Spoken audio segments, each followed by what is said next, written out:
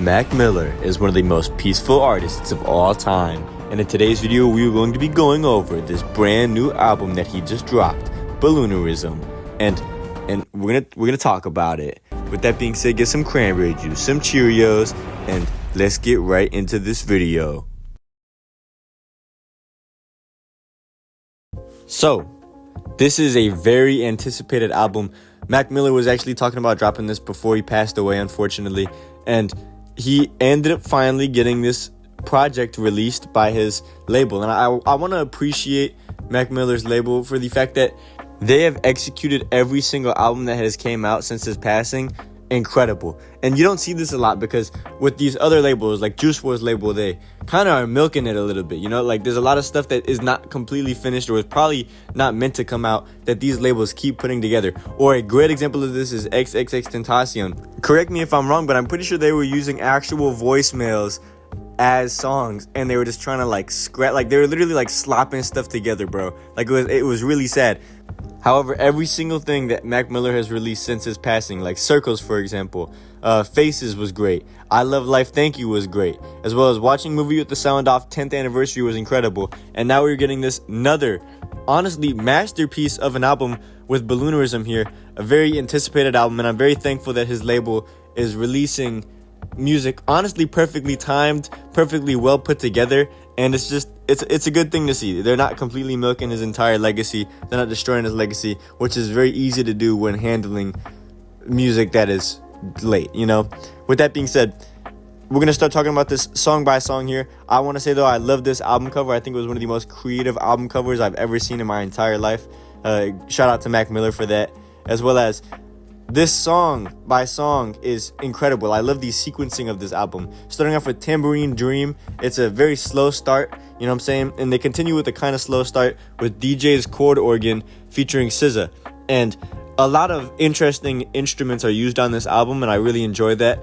The tambourine, for example, or some reeds I believe I've heard, or even the piano has some great uses, electric piano, stuff like that is on this album, and it sounds incredible. And I think that Mac Miller's a great artist in the fact that he can always remain peaceful sounding, like such a beautiful, peaceful vibe on every single Mac Miller song that we get. And then this first song that we actually have Mac Miller really on is Do You Have a Destination? And I think that this is a great example of what Mac Miller can do, bro. It's just catchy, you know what I'm saying? It's very soft, very sweet, as well as $5 Pony Rides is a little bit more upbeat, but it still remains the same type of vibe that every Mac Miller song needs, if that makes sense. Like, it's different, but it's good because it keeps the same signature style. I do think two of the weaker tracks here are Friendly Hallucinations as well as Mrs. Deborah Downer, but we get right back to the excitement here with Stoned. I think is an incredible song.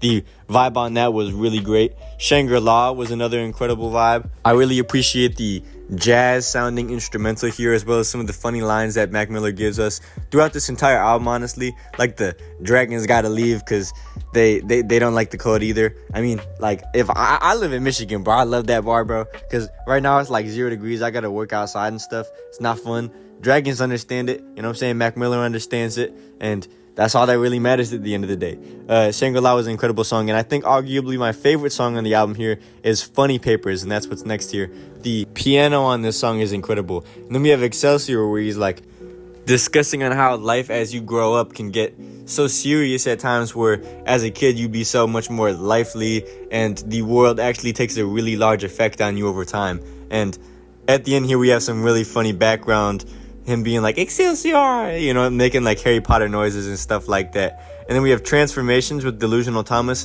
and I honestly think this is one of the weaker songs on the track list, as well as Mannequins is also a little bit less of an enjoyable track. But Rick's Piano, I think, is a really incredible song here. I think that the vocals on here are incredible, as well as the instrumentations throughout the entire album. As I said, the tambourine, bro, it's just nice. It's nice hearing a tambourine, bro.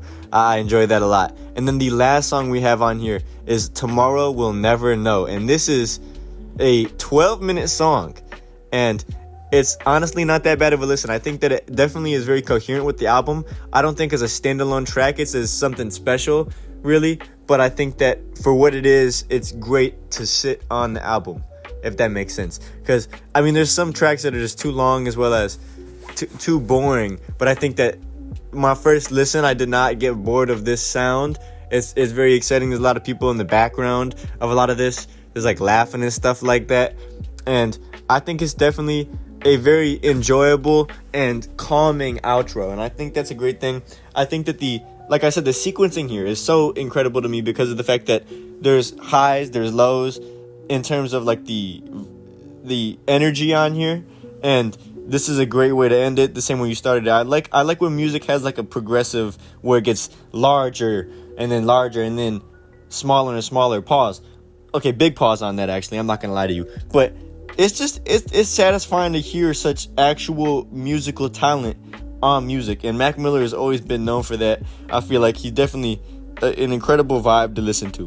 With that being said though, Balloonism is an incredible album. I'm gonna give it probably like an 8.5 out of 10. It's personally my album of the year so far. I know there's a couple things that have dropped. There's a mixtape from Weird Young OG. Mob America dropped. Eagle or the Egg dropped. Murder During Traffic dropped by Bodie James. I didn't really like Lil Baby's album that much. Let me know how you guys felt about that in the comments below, because I know I didn't make a video on that. I apologize. But with that being said, my next video, I'm going to be discussing Earl Sweatshirt's discography ranked from happy to sad. I think that's going to be a very interesting and fun, exciting video. So if you guys want to check that out, make sure to.